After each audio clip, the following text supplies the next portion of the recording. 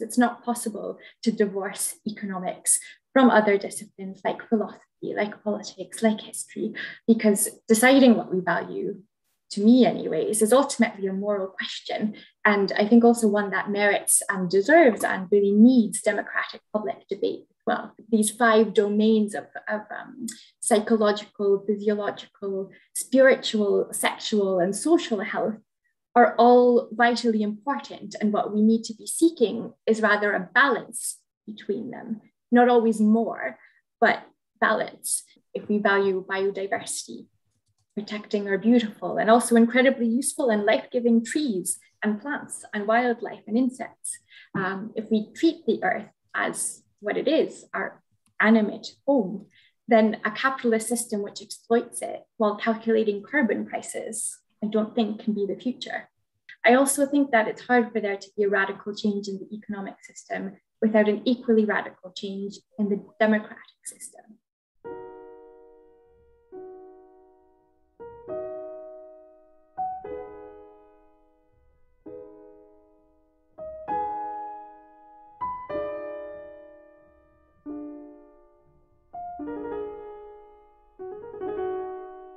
Thank you, William, for having me. So why does economics matter? Well, because it's one of the ways in which we try to understand the world, both individually and collectively. Economics really touches on the questions about how we want to figure out how to live a good life. What do we value? How can we achieve prosperity? But for me, it's really just one of the ways that we try to answer and understand these questions. It's not possible to divorce economics from other disciplines like philosophy, like politics, like history, because deciding what we value, to me anyways, is ultimately a moral question. And I think also one that merits and deserves and really needs democratic public debate as well. So economics matters because these questions are at the heart of the most vital existential questions that affect everybody's lives. But it's only one part of a bigger picture.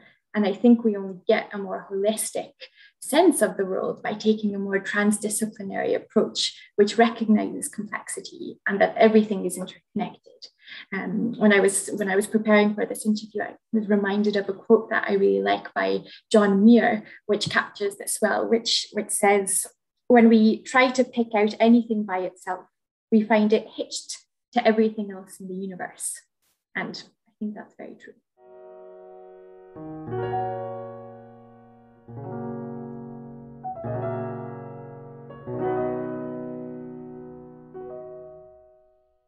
It's an interesting question, an interesting way to frame it.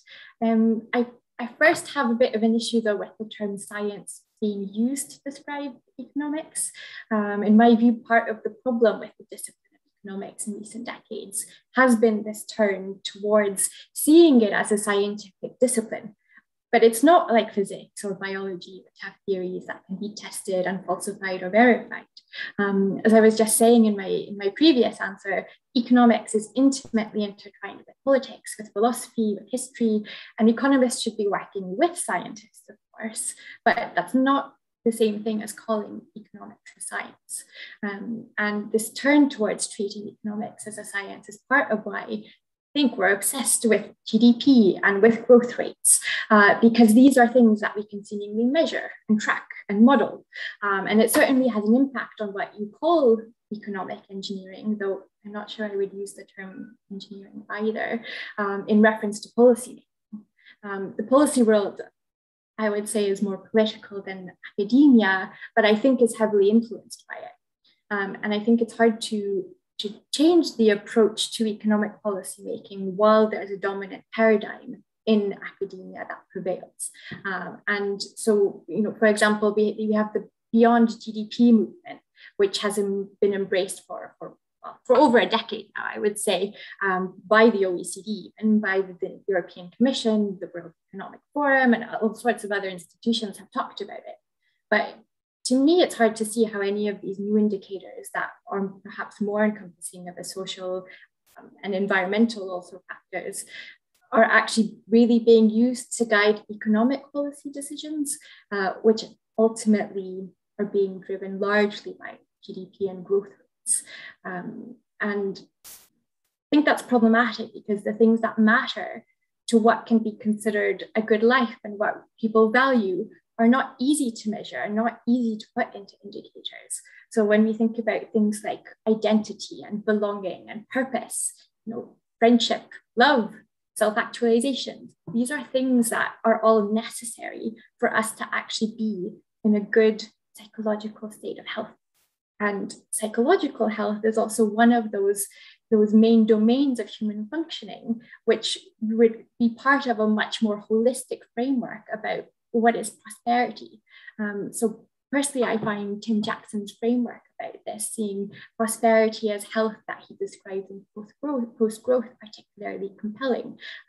These 5 domains of psychological, physiological, spiritual, sexual, and social health are all vitally important. And what we need to be seeking is rather a balance between them, not always more, but balance. And it's a very different notion when we're in a dominant economic paradigm that's always about more and more accumulation, more wealth, more prosperity. And of course, more growth is necessary to a certain point to lift people out of poverty. But after a certain point, I do find the argument compelling that prosperity is not about accumulating just more wealth, but it's about trying to seek that balance between these 5 domains.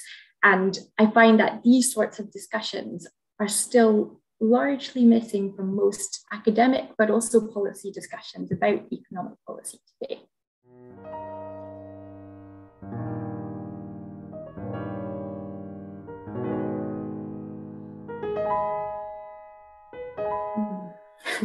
It's a good question as well. So I think in the past 4 or 5 decades or so in particular, the role of economics as a discipline has taken, in my view, a rather disproportionate place in what were once considered wider philosophical and political debates about how to live a good and virtuous life and what we want our society to be, what values should be at the heart of our society. And as I was saying earlier, GDP and growth rates are the centerpiece. And the myth that as long as the economy continues to expand, life will be better for everyone prevails. Mm-hmm. But we live in a finite world and we inhabit an animate earth, and we cannot keep slowly killing it for the sake of the myth of growth.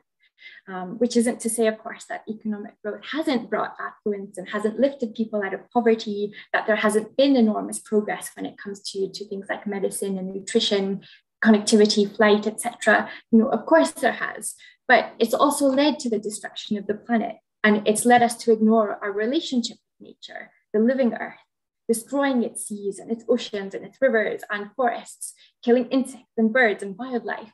We've been ravaging biodiversity, messing up ecosystems. And again, I go back to that quote by John Muir that I mentioned earlier. When we try to pick out anything by itself, we find it hitched to everything else in the universe. So not to mention that beyond that, our current economic model has increased inequalities and encouraged, I guess, more of a consumption mindset with all sorts of other side effects to it, such as our obesity epidemic, growing social isolation and loneliness, also political polarization, if we bring things back to the political sphere.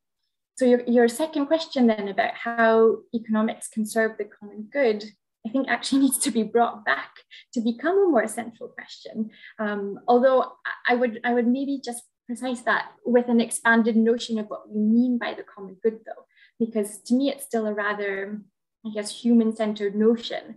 But we only exist and thrive if the planet exists and thrives. So perhaps economists should be more inspired by scientists, thinking back to the previous question just now, but in the sense that I find that many scientists often talk about the wonders and the beauty and the awe and the sublime of the natural world, the primordial earth and even the cosmos. So I suppose I'm suggesting that economics should serve the common good of the people, but also the planet, and not in some sort of abstract sense, but in a real and tangible way that would more fundamentally actually change how we live.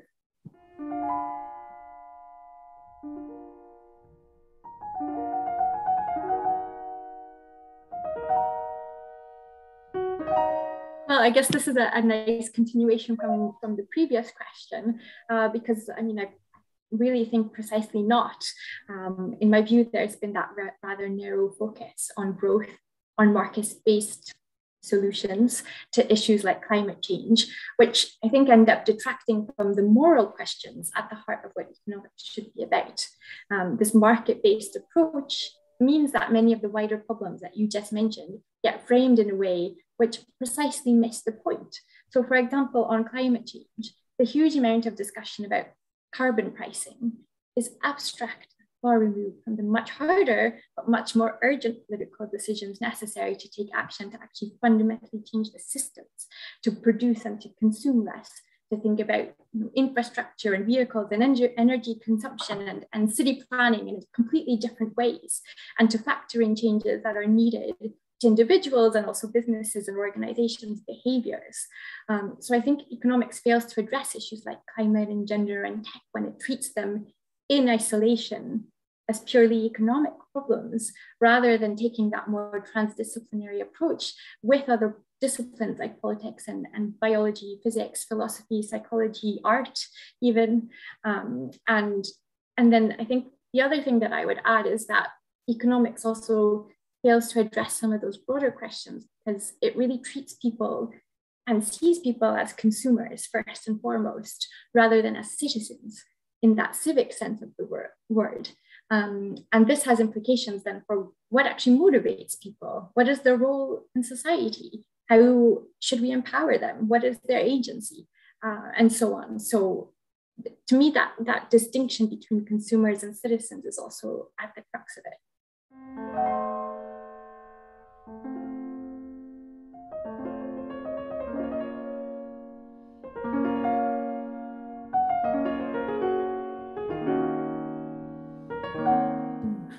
It's an interesting question about accountability. I will answer it, but first, I think that at the heart of the problem, though, is not actually the issue of accountability, but that economists have a major influence over a wide range of policy issues in a way that has never been the case before.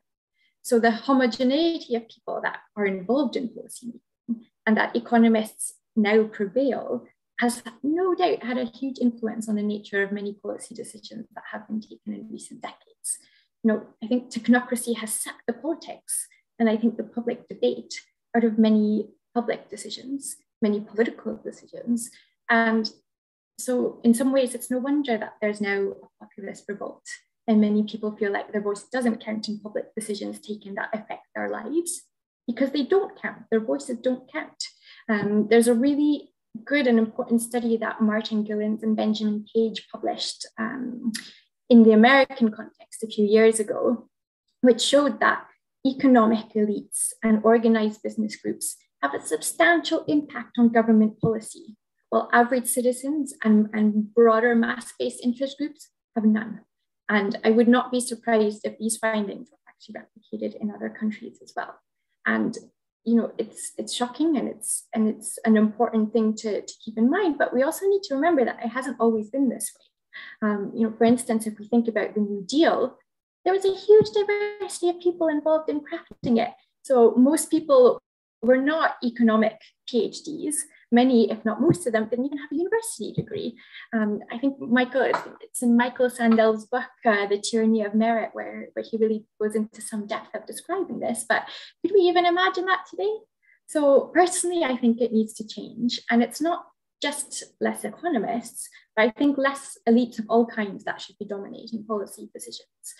If we go back to what we were discussing at the start about economic decisions ultimately being about values, and so also about morals and ethics, and what kind of society we want, then these are political questions, and they also need broad public deliberation. And it's why everyday people need to be involved much more directly in shaping and influencing economic policies. Just to clarify, though, it doesn't mean that there's no role for economic experts if we think about a shift to putting citizens more at the heart of this. It just, their role changes. If we let everyday people be in the driver's seat and let them be the judges of the evidence that economists present to them in light of how that stacks up vis-a-vis their own personal, everyday lived experiences, then I think we see where the discrepancies come up between some of the theories and the modeling and then people's lived experiences of the economy. And I guess my own work on deliberative democracy has shown that everyday people are more than capable and competent of understanding complex issues like economic issues. They're able to reason with the public good in mind. They're able to come up with concrete, very complex policy proposals. It's just about creating the conditions that bring together this diversity of people, that gives them the time and the resources to be able to access all this evidence, to look at it from different angles, to ask questions of experts, to have the time to deliberate together and work towards shared recommendations. So at the OECD, I've looked into over 400 or so of these sorts of examples of deliberative processes. And I'm really, really convinced that we would have different economic policy decisions if everyday people were more intimately involved in their creation.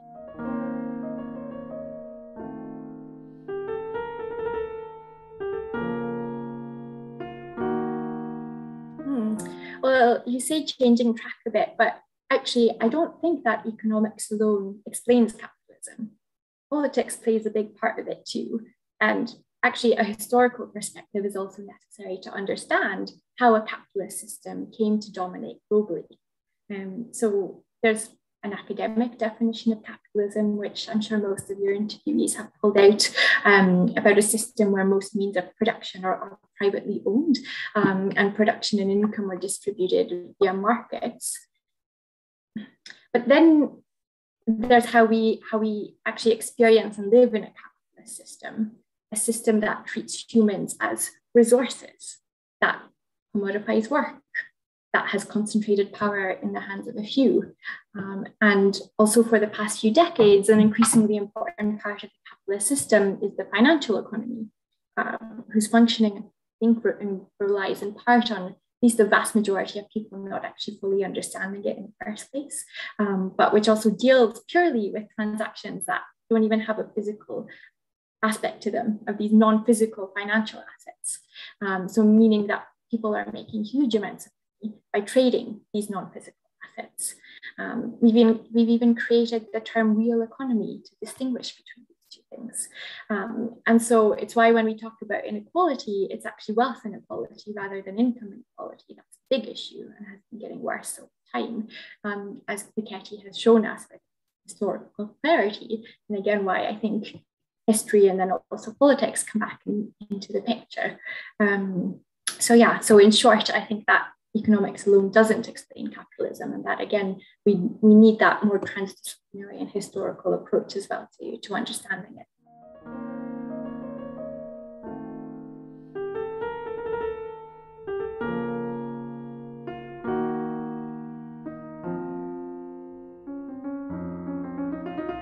Well, I think the short answer to that is no, but to elaborate a little, I think, as you say, there has always been an evolution between different kinds of systems, and I think that capitalism today is certainly reaching its limits, and probably has been for some time now. We live, again, in a finite planet with finite resources, and even though the kind of green growth chorus is somewhat loud, I think that the post-growth considerations are also starting to, and personally, I think should be taken seriously too.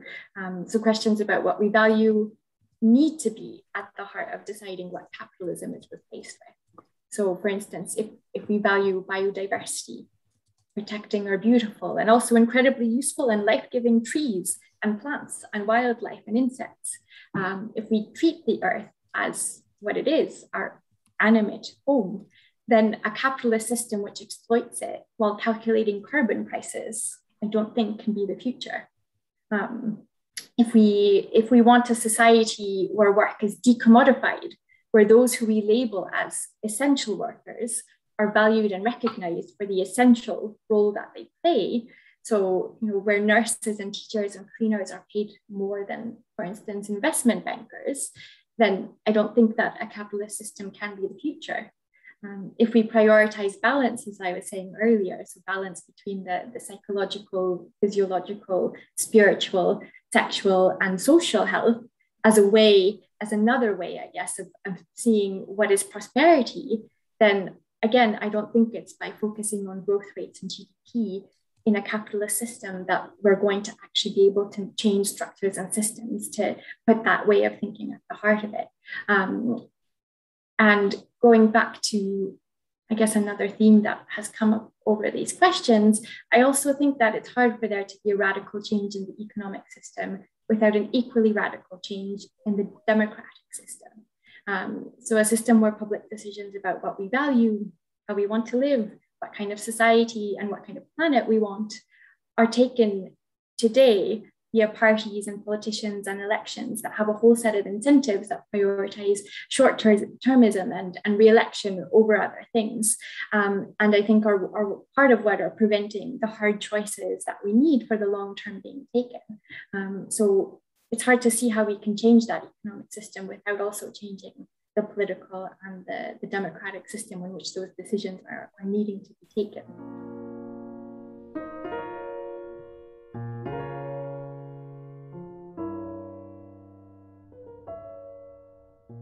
I think you won't be surprised to hear me say that I think we could imagine another one.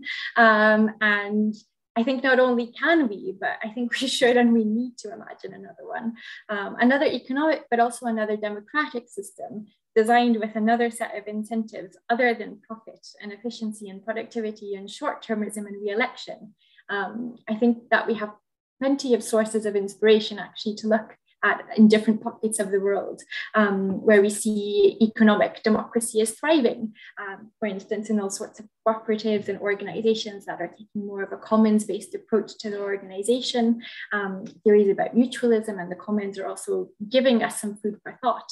And then I guess on the democratic side, which is much more my area of expertise, we are seeing incredible amounts of democratic innovation across the globe and also at all levels of government.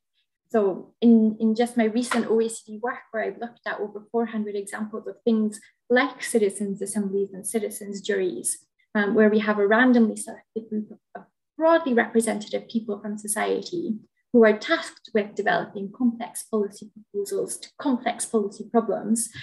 So, dealing with issues like, taking a few real examples, 10-year, $5 billion strategic plans, 30-year infrastructure investment strategies.